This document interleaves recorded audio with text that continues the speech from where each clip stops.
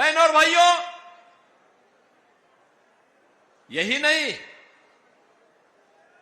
आजादी के बाद इस देश के संविधान को देने वाले बाबा साहब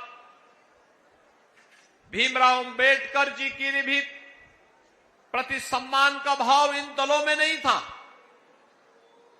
कांग्रेस ने तो बाबा साहब को चुनाव हरवाया था और समाजवादी पार्टी 2012 में जब सत्ता में आई थी तो उसने पहले क्या कहा था? उसने कहा जितने भी ये दलितों के स्मारक होंगे, उसने कहा था इनको हम तोड़वाएंगे। अब आप सोचो, बना तो नहीं पा रहे लेकिन तोड़वाने की बात कर रहे हैं। इनकी मानसिकता देखो ना, ये बना नहीं सकते लेकिन तोड़ने की बात जरूर कर देते हैं। लेकिन बहनों और भाइयों, मोदी जी ने बाबा साहब भीमराव अंबेडकर से जुड़े हुए पंचतीर्थ का निर्माण मोदी जी ने करवाया और आज पूरे भव्यता के साथ जहां बाबा साहब का जन्म हुआ था, जहां बाबा साहब ने अपने सार्वजनिक जीवन में रह करके कार्य किया था, नागपुर की दीक्षा भूमि, उच्च शिक्षा के लिए इंग्लैंड में जिस भवन में रहे थे और जहां उनकी अंतिम लीला संपन्न हुई, ये सभी पंचतीर्थ के रूप में विकसित करने का कार्य भारतीय जनता पार्टी की सरकार ने किया। बहनों और भाइयों, आप काशी में जाएंगे। काशी सदगुरु रविदास जी की पावन जन्मभूमि भी है। सीर गोवर्धन संत रविदास जी की पावन जन्मभूमि। समाजवादी पार्टी के समय में, बहुजन समाजवादी पार्टी के समय में वहां दिक्कतें होती थी, सिंगल रूट था, लाखों श्रद्धालु जन्मभूमि पर आते थे, लेकिन उनको आने में कितनी कठिनाई होती थी।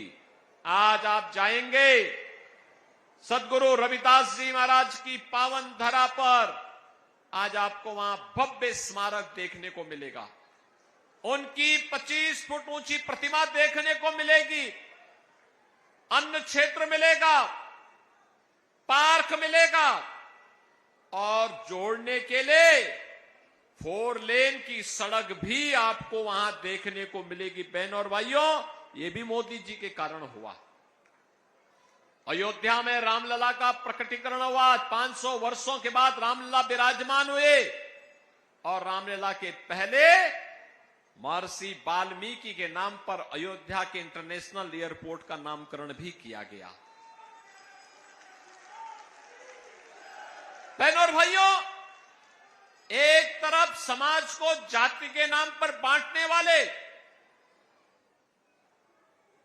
सपा, बसपा, कांग्रेस, इन दलों का गठजोड़ है और दूसरी तरफ 140 करोड़ भारतीयों को और देश के महापुरुषों को सम्मान देने वाले प्रधानमंत्री मोदी जी के नेतृत्व में भारतीय जनता पार्टी गठबंधन।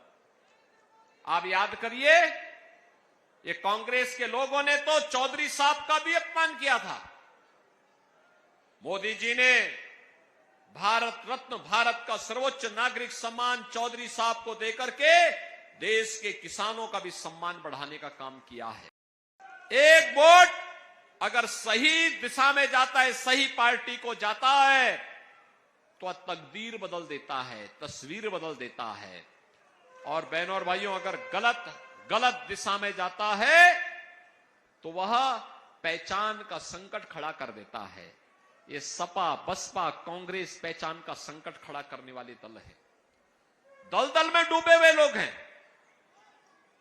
इन्हें अच्छाई से नफरत है, ये अच्छाई स्वीकार नहीं कर सकते।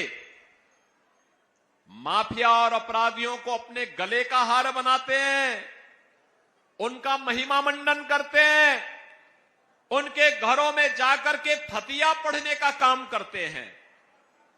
लेकिन अगर कोई निर्दोष हिंदू कहीं किसी दुर्घटना का शिकार हो जाता है तो एक शब्द संवेदना के इनके मुंह से नहीं निकलते हैं। और इसलिए बहनों और भाइयों, आज हम सब आए हैं, मुझे विश्वास तो है, पक्का विश्वास है कि नगीना इस बार ओम कुमार को यहां की मणि प्रदान कर देगा। और ओम कुमार जी तो पिछले 3 बार से आपके विधायक, यहां से 2 बार से लगातार विधायक हैं। विधायक के रूप में वे लगातार यहां जूझते रहे, कार्य करते रहे। और जब यहां पे उन्हें फुलसंदे वाले बाबा जी का भी आशीर्वाद प्राप्त है तो फिर बोलना ही क्या है। आरएलडी और भाजपा का गठबंधन भी है। निषाद पार्टी, राजभर पार्टी, अपना दल, इन सब का भी समर्थन है और जनता जनार्दन का आशीर्वाद है। तो फिर ओम कुमार को दिल्ली पहुंचने से अब कोई रोक नहीं सकता, यह मैं विश्वास के साथ कह सकता हूं।